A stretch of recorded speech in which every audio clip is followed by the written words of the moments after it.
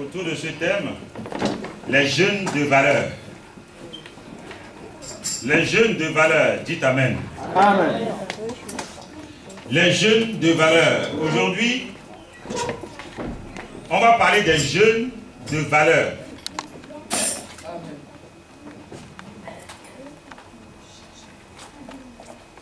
Mais on parlera, avant même de parler, enfin d'avancer, il va falloir qu'on comprenne réellement ce que c'est qu'une valeur. Alléluia. Amen. Pourquoi jeunes de valeur? Seigneur, je te bénis parce que toi tu es fidèle. Merci Seigneur pour ce temps magnifique. Que Seigneur tu parles à ton peuple. Rien que ton esprit nous parle Seigneur ce soir. Nous révèle la profondeur de ton esprit. Que tu nous communiques Seigneur. Car nous voulons Seigneur rester avec toi et auprès de toi. Nous voulons grandir avec toi Seigneur. C'est pourquoi Seigneur, ce moment Seigneur je soumets entre tes saintes mains. Au nom de Jésus-Christ de Nazareth. Amen. Amen. La valeur, bien-aimée, c'est tout ce qui importe à l'homme. Tout ce qui importe à l'homme, voilà notre valeur. Tout ce qui importe à l'homme, c'est quoi? Je parlerai ici de la morale. Je parlerai ici de la religion. Je parlerai ici du travail. Je parlerai ici de la culture. Toutes ces choses importent de la valeur que nous pouvons avoir. Toutes ces choses, on peut dire, ça constitue la valeur que l'homme peut avoir. La valeur, ici, dont on parle, tourne autour de ces choses dont je viens de citer. Voilà une réalité unique. Aujourd'hui, on dit les jeunes de valeur, mais la valeur, ta valeur, ma valeur, notre valeur tourne autour de ces choses. Le mot valeur, pour qu'on avance du latin, valor, valeur, V-A-L-O-R, est utilisé pour désigner, bien aimé, le mérite. Ici, le mot valeur est utilisé pour désigner le mérite. Désigner ici pour est utilisé ici pour désigner la qualité. Valeur. Donc, nous allons comprendre que dire que je suis un jeune de valeur, c'est qu'il y a quelque chose. On ne peut pas t'attribuer cet adjectif gratuitement. Non, non, non, il y a quelque chose qui suscite. Donc, la valeur, bien aimée, peut être entendue comme le produit aussi, comme un produit. La valeur, comme peut être compris ici comme un résultat. La valeur, un résultat de quelque chose. La valeur ici peut être compris comme un processus de valorisation ou d'évolution. C'est un processus. La valeur ici, c'est un processus. C'est un chemin. C'est un cheminement. Alléluia. Amen. Qui vient aujourd'hui pour dire que non, si on vient dire que je suis jeune de valeur, c'est que j'ai parcouru un chemin. J'ai entrepris un chemin. La valorisation pour tendre à. Alléluia. Amen. Mais, frère, si je suis, aujourd'hui on dit, je suis jeune de valeur, ça veut dire que j'ai du mérite par rapport à tout ce que moi j'ai dit autour de valeur. Si on te dit que toi tu es jeune de valeur, ça veut dire que toi tu as du mérite. Ça veut dire que j'ai des qualités. Si on me dit que je suis jeune de valeur, ça veut dire que j'ai du mérite. J'ai quoi? Des qualités. J'ai quoi? De bonne conduite. Si on dit que je suis jeune de valeur, ça veut dire que j'ai un bon témoignage. Si on dit que je suis un jeune de valeur, ça veut dire que j'ai la grâce de Dieu sur moi. Dire que je suis jeune de valeur, ça veut dire que je suis obéissant et sage. Dire que je suis jeune de valeur, ça veut dire que je suis un travailleur. Parce que je disais tout à l'heure que la valeur tourne autour du travail. Donc je suis un travailleur. Je suis jeune de valeur. Ça veut dire que je suis à l'écoute de Dieu et de sa parole. Donc à l'écoute de Dieu lui-même. Dire que je suis jeune de valeur, ça veut dire que la parole de Dieu influence ma vie. On ne peut pas m'attribuer cet adjectif de valeur sans rien faire, parce que c'est toutes ces qualités, c'est toutes ces choses qui constituent ma valeur. Oh Jésus, si tu avais compris, tu allais acclamer le Seigneur.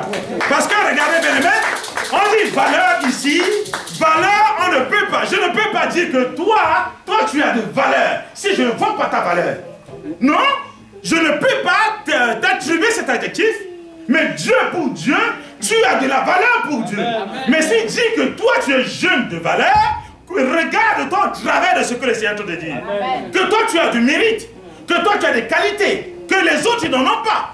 Que toi tu es travailleur, que les autres sont des paresseux. Parce que s'il dit que toi tu es travailleur, c'est que les autres sont paresseux. Mais s'il dit que toi tu es à l'écoute de sa parole, ça veut dire que toi tu es connecté avec lui. Mais dis que toi tu es jeune de valeur, frère. Toi tu as du prix devant les yeux du Seigneur. Écoutez, on ne peut pas prendre une pierre. Après, en plus, on dit, le diamant, on l'appelle comment? Pierre précieuse. Alléluia. Pierre précieuse. Non pas n'importe quelle pierre, mais une pierre précieuse. Donc, tu es précieux ou précieuse aux yeux de l'Éternel. Nous sommes précieux parce que tu es jeune de valeur. Donc, la pierre précieuse a de la valeur. Les gens courent après la pierre, ou bien les pierres précieuses. Alléluia. Ah, je ne suis pas n'importe qui. Parce que je suis sous l'influence de la grâce du Seigneur. Sous l'influence de la parole de Dieu. Raison pour laquelle on me dit, je suis jeune de valeur. Dis, je suis jeune de valeur. J'ai de la valeur. Ah, tu as bien fait d'être là, mon frère. Amen. Alléluia. Amen. Moi, j'ai de la valeur. Amen. Hein? Amen. Mais, nous allons voir. Comme toi tu as de la valeur, nous avons la valeur, voilà la vraie raison de croire. Merci. Une vraie raison pour toi et moi de croire à la parole de l'Éternel. Puisque j'ai de la valeur. Il dit que j'ai de la valeur, voilà un motif réel pour que je m'accroche à ce Dieu-là. Alléluia. Essayons de regarder à l'origine même de la jeunesse. On dit les jeunes de valeur. On va essayer de regarder d'où vient cette jeunesse, d'où nous venons pour que nous soyons aujourd'hui les jeunes, hein? Mais aussi dans quel paramètre tu définis ce que c'est que la jeune, hein? Les jeunes ou bien la jeunesse. Alléluia. Je ne sais pas à partir de quel âge, à partir de quel mois, à partir de quel jour tu commences à définir où tel est jeune. Alléluia. Mais je te dirais l'origine commence à la naissance. Alléluia. C'est la naissance car au commencement,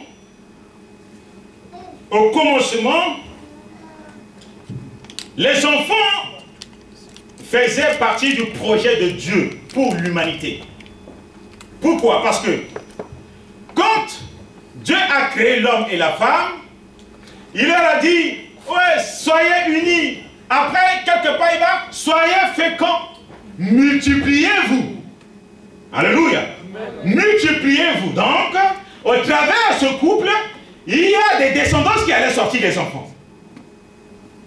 Donc, les enfants allaient sortir. Donc, ces enfants qui viennent de naître étaient déjà dans le projet de Dieu. Étaient déjà dans la pensée de Dieu. Étaient déjà dans le cœur de Dieu. Oh, Jésus. Ils étaient déjà dans le cœur de Dieu. Alléluia. Donc, nous étions, nous jeunes, dans le projet, dans la pensée de Dieu pour l'humanité tout entière. Alléluia. Donc, l'homme et la femme, soyez féconds. La multiplication, la croissance, quand on multiplie, on croît. On augmente, on y va de l'avant. Alléluia. Pour faire quoi? Remplir la terre. Il faut qu'on entende parler de nous, enfants de Dieu, les jeunes de valeur. Parce que si on n'entend pas parler de toi et moi, qui avons la valeur, c'est que nous n'avons pas de valeur. Comment parler des enfants de Dieu, des jeunes de valeur, dans le monde entier, l'humanité tout entière, quand ils n'ont pas de valeur, oui, on parlera de toi parce que toi tu as de la valeur. On attendra parler de toi parce que tu vas impacter le monde. Amen. Dieu, dans son projet, il est en communion avec les enfants parce que c'était sa préoccupation. Alléluia. Dieu est bon, bien-aimé. C'est un thème qui me fait du bien. Et quand j'ai regardé, je suis allé encore en profondeur, quand Dieu nous parle, je me rends compte que non. C'est pas le moment pour moi de jouer en tant que jeune, parce que j'ai regardé, je suis jeune. Donc ça me concerne. Je ne viens pas parler pour les autres, mais je parle pour moi. Ce que je dis, c'est ce qui me touche. Et je partage avec vous. Dites Amen. Amen. Oui. Dieu, bien-aimé, est impliqué dans la conception et la naissance des enfants. Il est impliqué. Dieu est impliqué dans ta conception. Comment tu es conçu avant même, alléluia, j'anticipe même dans le même verset. Pourquoi Dieu dit à Jérémie, avant même que tu sois né, moi Dieu, je te connaissais. Amen. Je connais le projet que j'ai formé pour ta vie et pour toi. Non, avant même que toi tu sois né, Dieu était déjà en connexion avec toi. Parce que tu avais de la valeur aux yeux de Dieu. Tu étais déjà connecté. Donc, de ta naissance, enfant que tu es, jeune que toi tu es, mais Dieu est déjà en connexion avec toi. Sans que toi-même tu le saches. Tu ne savais pas. Regardez ce que David a dit dans Psaume 139, versets 15 à 16. David méditait sur la manière, merci. David méditait sur la manière dont Dieu l'a formé. David, il méditait sur la manière dont Dieu l'avait formé. Quand il était dans le ventre de sa mère. David lui-même, il méditait déjà. On peut lire Psaume 139, verset 15.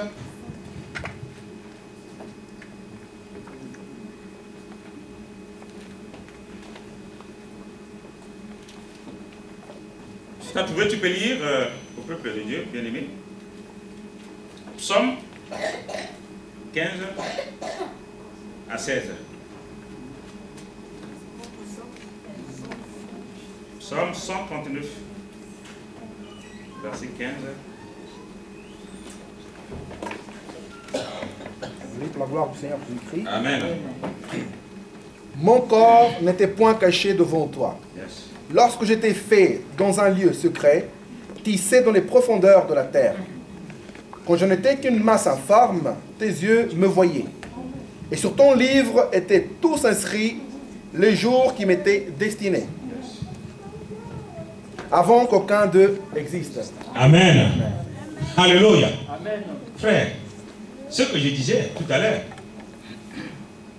David a pris le temps de réfléchir. Mon corps n'avait pas de secret pour toi, Seigneur. Quand tu me façonnais en cachette, regarde, si je peux m'arrêter encore là-dessus 2 secondes. Dieu me façonnait en cachette. Dieu te façonnait en cachette. Il est en train de te former en cachette. À l'abri des ennemis. À l'abri de tous. Mais ce qu'il veut mettre sur toi, il ne veut pas qu'il y ait fuite. Mais rien que sur toi. Il te fabrique, il te forme, il dépose sur toi ce que lui veut te déposer. Mais en cachette. Donc, celui qui ne connaît pas le Seigneur, le plan de Dieu dans ta vie, ira toujours dans l'échec. Parce qu'il faut qu'il perce le secret de l'Éternel. Puisqu'il était en train de te former en cachette. Alléluia. Et Dieu me tissait dans le ventre de ma mère. Comme un tisserand. Donc il nous prend comme ça, il nous tisse comme un. Il fait de nous l'image qu'il veut. Mais en cachette. La Bible dit qu'il le faisait. Donc David, aussi enfant, Dieu, le roi qu'il était, il a médité encore la connexion qu'il avait avant même d'être né dans le ventre de sa mère. Il était déjà en communication avec le Seigneur. Comment expliquer? dans le ventre, les mamans qui portaient les enfants, c'est un mystère. Même un enfant dans le ventre, c'est un mystère. Oui, c'est un mystère. Pourquoi? Regarde, il y a beaucoup d'exemples. Regardez, même dans le ventre, l'Esprit du Seigneur m'amène à parler de Rebecca. Ou dans le ventre de Rebecca, il y avait deux nations, la Bible dit. Ils se bagarraient. L'un tenait les talons.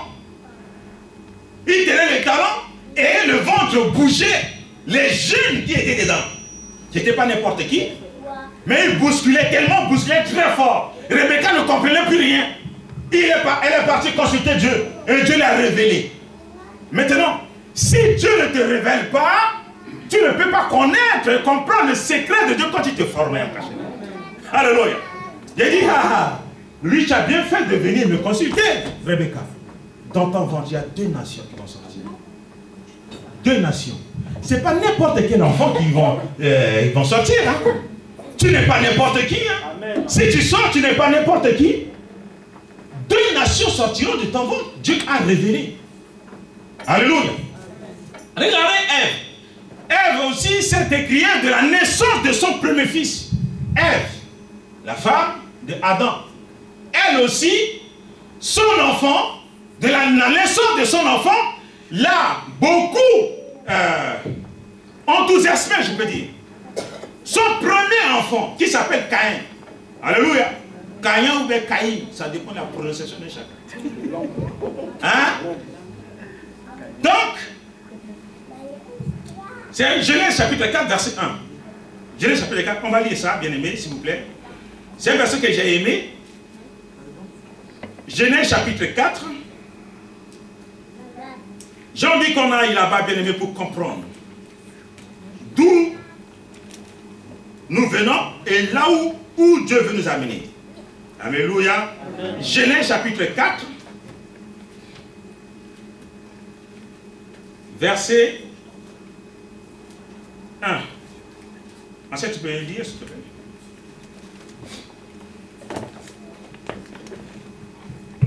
Je lis pour la gloire du Seigneur Jésus-Christ. Adam connut Ève, sa femme. Elle conçut et enfanta Caïn. Et elle dit, j'ai acquis un homme de par l'Éternel. Amen.